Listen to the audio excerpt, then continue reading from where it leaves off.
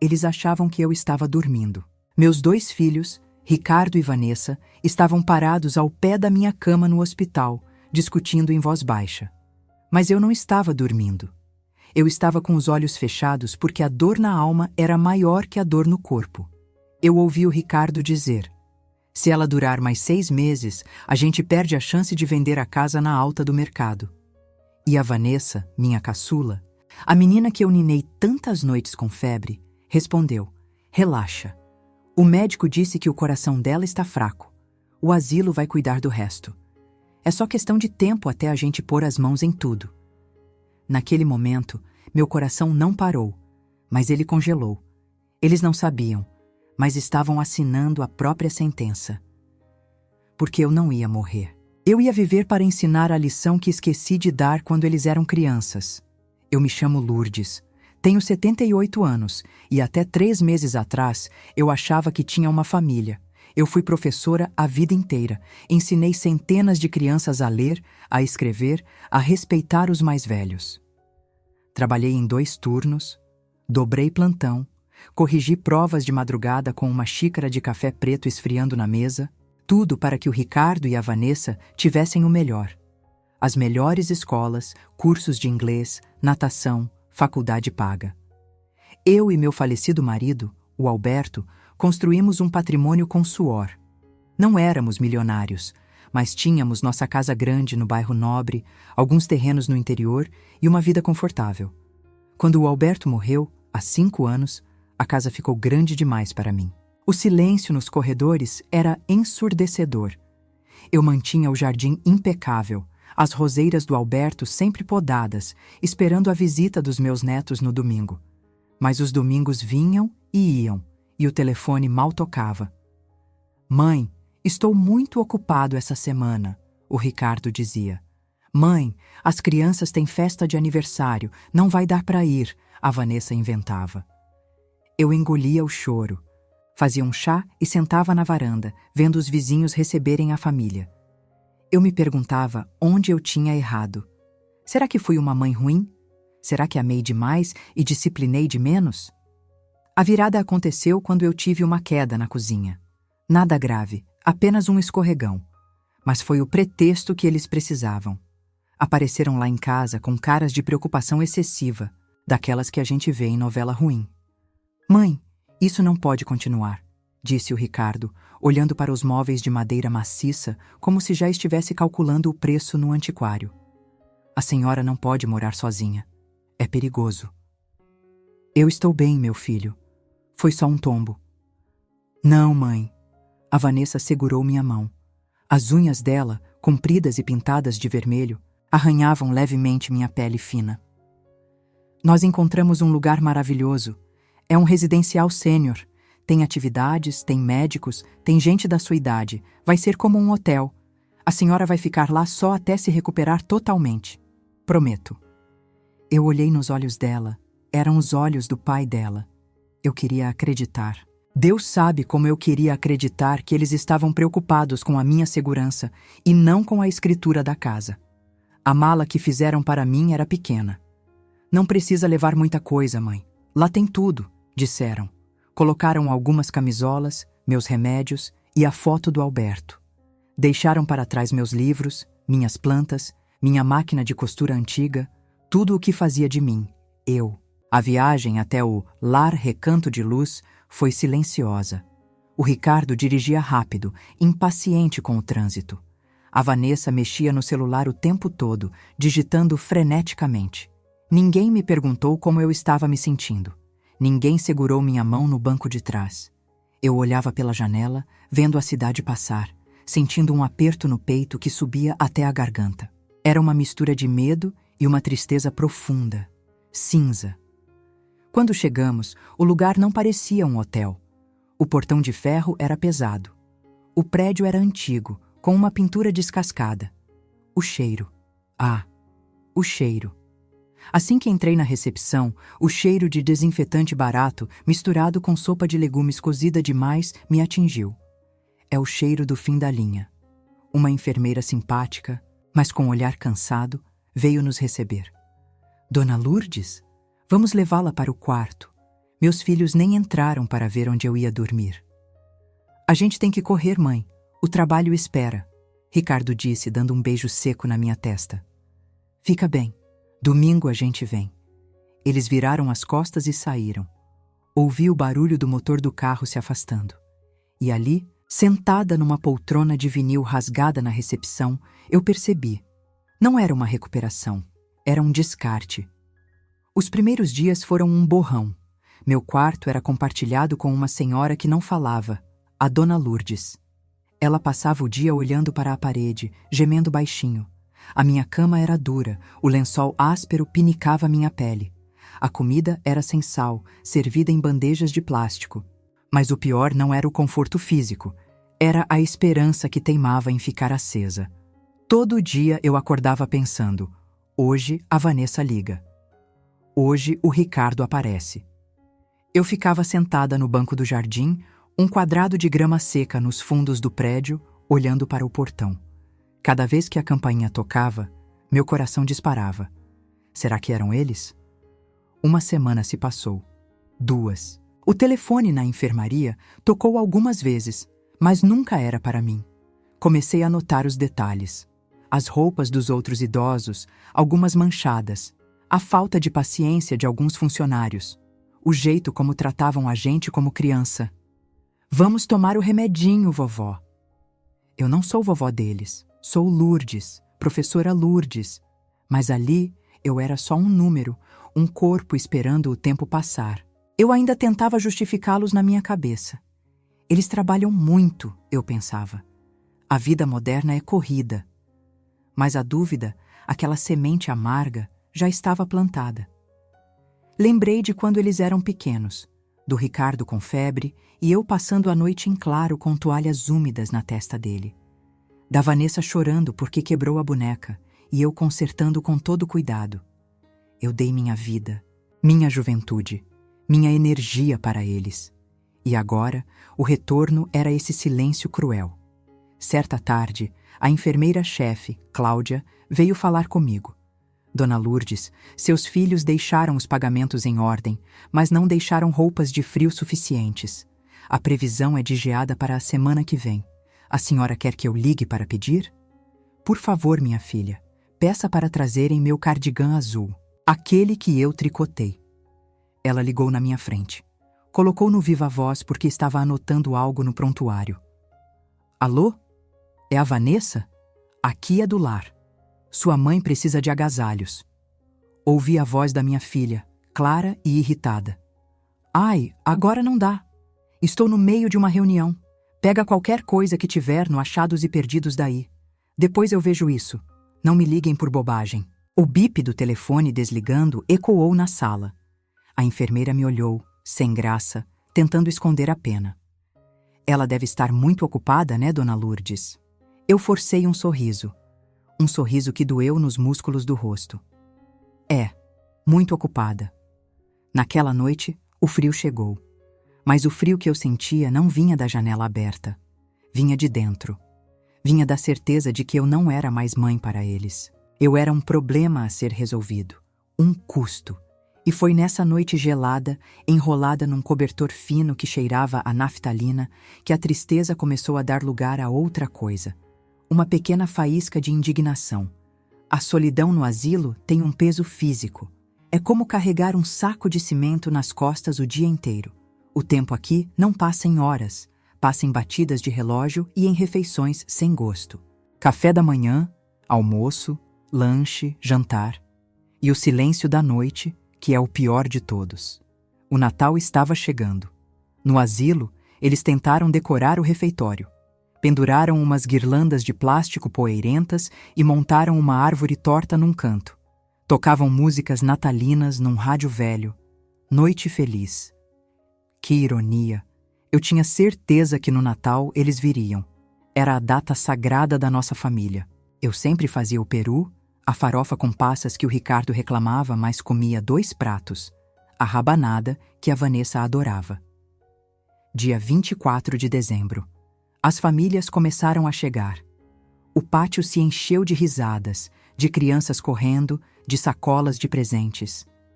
Eu vesti minha melhor blusa, passei um batom que guardava na bolsa e fui para o banco do jardim esperar. Vi a Dona Maria, do quarto 3, abraçar o neto. Vi o seu João chorar ao ver a filha que veio de outra cidade. O sol se pôs. O portão foi fechado. As luzes se acenderam. Ninguém veio. A enfermeira Cláudia veio até mim com um pratinho de bolo. Dona Lourdes, tem um telefonema para a senhora. Corri para o aparelho com as pernas tremendo. Alô? Mãe? É o Ricardo. A voz dele estava alta, com música de fundo e barulho de taças batendo. Feliz Natal, viu?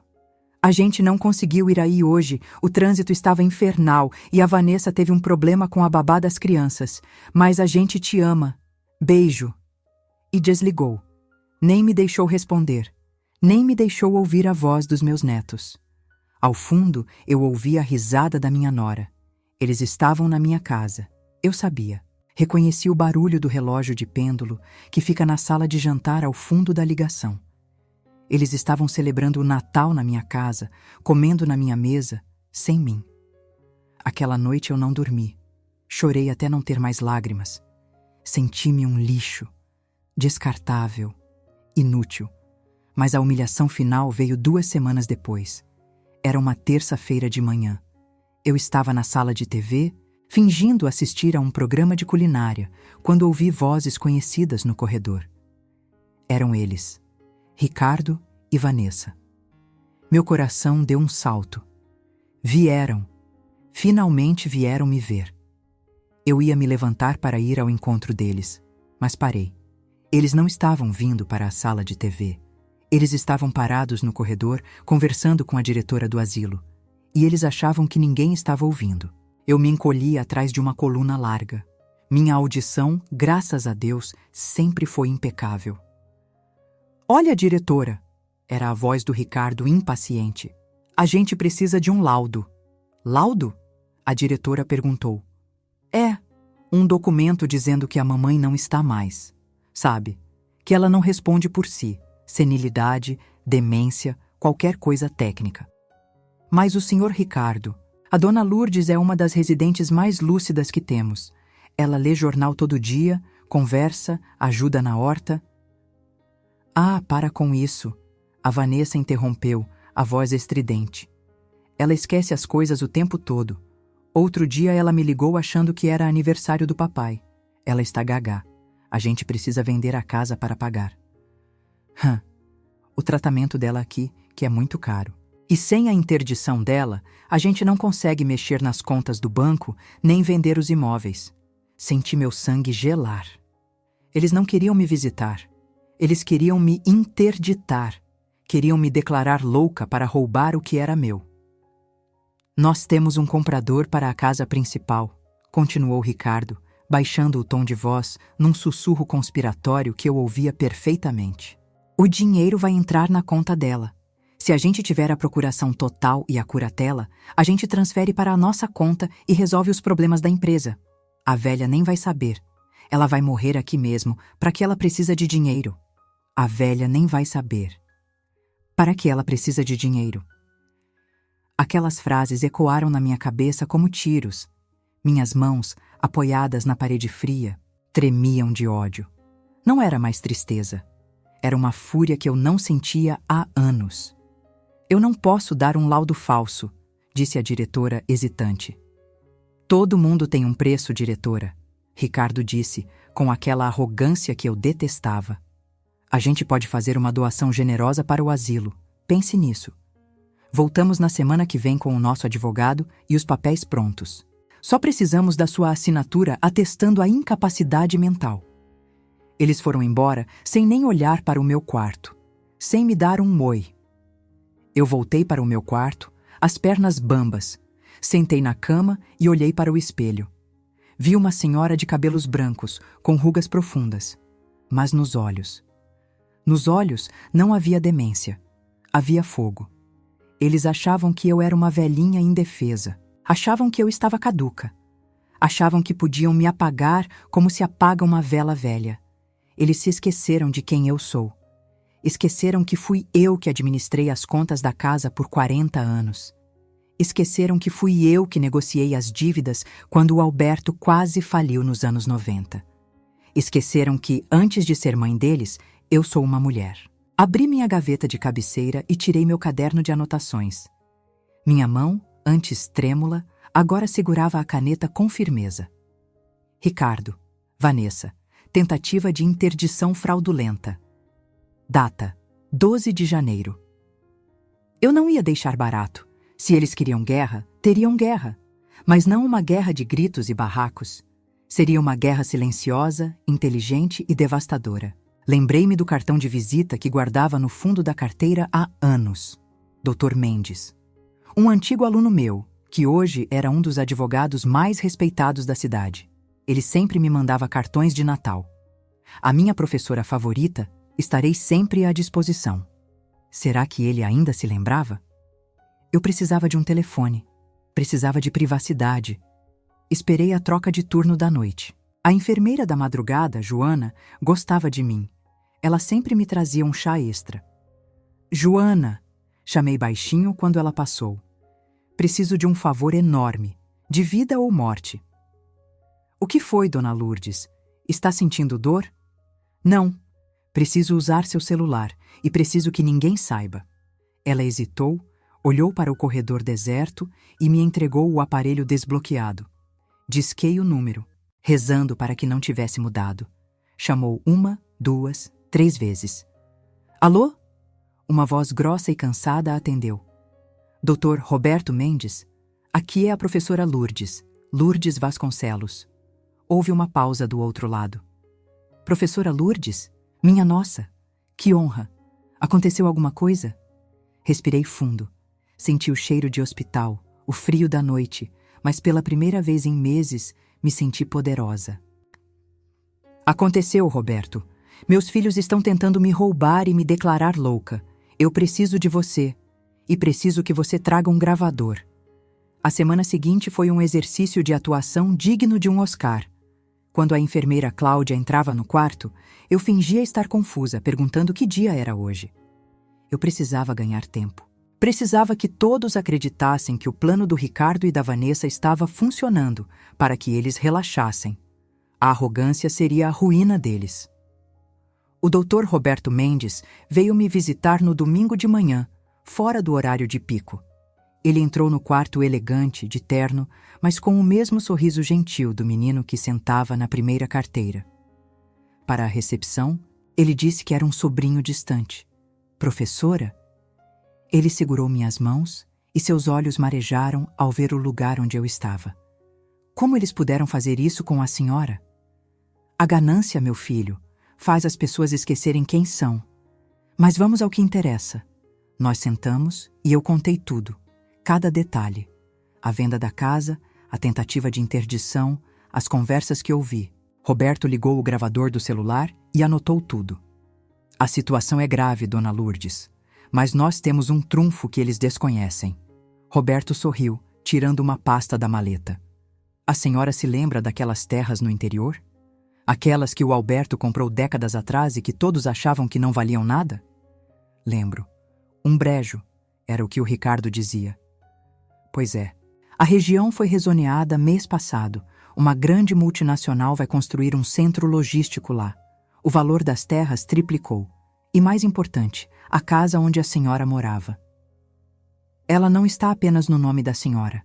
Ela faz parte de uma holding familiar que o Alberto criou antes de morrer e a senhora é a administradora única com poderes absolutos. Eles não podem vender nada sem a sua assinatura digital, que só pode ser feita com biometria. Eu comecei a rir. Uma risada solta, leve. Então eles estão vendendo o que não podem entregar? Exatamente.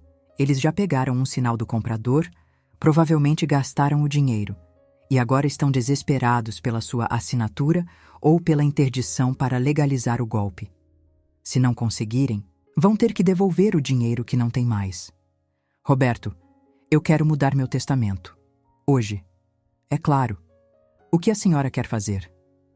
Quero deixar o mínimo obrigatório por lei para eles, só para não anularem o testamento. A parte disponível, os 50% que eu posso doar para quem eu quiser. Eu quero doar para a instituição de caridade que cuidou da minha mãe. E quero criar um fundo para reformar este asilo aqui. Com uma condição. A diretora atual tem que ser demitida. Roberto anotou tudo rapidamente. E sobre a interdição? Vamos deixar eles tentarem, eu disse, sentindo uma força nova pulsar nas minhas veias. Vamos marcar uma reunião. Diga à diretora que eu estou tendo um momento de lucidez e que quero assinar os papéis da venda da casa. Mande eles virem aqui na sexta-feira. Traga um tabelião de sua confiança. Vamos fazer tudo aqui. Durante a semana, eu me preparei. Pedi para a Joana, a enfermeira boazinha, comprar uma tinta de cabelo na farmácia. Pintei meu cabelo no banheiro do quarto. Tirei a camisola velha e vesti uma roupa digna que estava no fundo da mala, um conjunto de linho que eu amava. Também preparei o terreno. Comecei a andar pelo asilo com um pequeno gravador digital que o Roberto me deixou, escondido no bolso do roupão. Gravei a diretora falando ao telefone. Pode deixar, Sr. Ricardo. Eu dou um jeito no laudo médico, mas quero o depósito na minha conta pessoal até sexta. Gravei a Vanessa falando comigo no telefone quando ligou para confirmar a visita. Mãe, assina logo isso pra gente te tirar daí e te levar para um spa. Mentira deslavada. Chegou a sexta-feira. O dia estava cinzento, chovia lá fora. Mas dentro de mim fazia sol. Eu pedi para arrumarem a sala de reuniões do asilo. Às 14h em ponto, eles chegaram. Ricardo estava de terno, suando frio. Vanessa estava com óculos escuros, nervosa. A diretora estava lá, com um sorriso falso e uma pasta de documentos. Um médico que eu nunca tinha visto na vida também estava presente, provavelmente pago para assinar o laudo de demência. Eles entraram na sala e me viram sentada na cabeceira da mesa. Eu estava ereta. Cabelo arrumado, batom discreto. Olhar focado. Ao meu lado, o Dr. Roberto, com uma pilha de papéis. Mãe! Vanessa estranhou. Você está diferente. Estou apenas eu mesma, minha filha. Sentem-se. Ricardo olhou para o Dr. Roberto desconfiado. Quem é esse? Meu advogado, respondi secamente. Advogado? Para quê? A gente trouxe os papéis da venda da casa, mãe. É só assinar aqui. E o Dr. Soares aqui vai te examinar rapidinho para atestar que a senhora está apta. Ricardo empurrou uma folha na minha direção. Eu nem olhei para o papel. Antes de assinar qualquer coisa, vamos ouvir um áudio. Roberto, por favor. Roberto apertou o play no notebook conectado a uma caixinha de som. A voz do Ricardo encheu a sala, alta e clara. A velha nem vai saber. Ela vai morrer aqui mesmo. Para que ela precisa de dinheiro? O silêncio que se seguiu foi absoluto. Ricardo ficou pálido como cera. Vanessa abriu a boca, mas nenhum som saiu. A diretora do asilo começou a tremer. Em seguida, o áudio da diretora negociando a propina. Ela se levantou bruscamente. Isso é um absurdo. É ilegal gravar. Sente-se, eu ordenei. Minha voz, a voz de professora que comandava salas de 40 alunos, trovejou na sala. Ela sentou. Vocês acharam que eu era um trapo velho, comecei olhando nos olhos de cada um. Acharam que podiam me jogar aqui para morrer enquanto gastavam o dinheiro que o pai de vocês suou para ganhar. Mãe, não é isso. Foi um mal-entendido.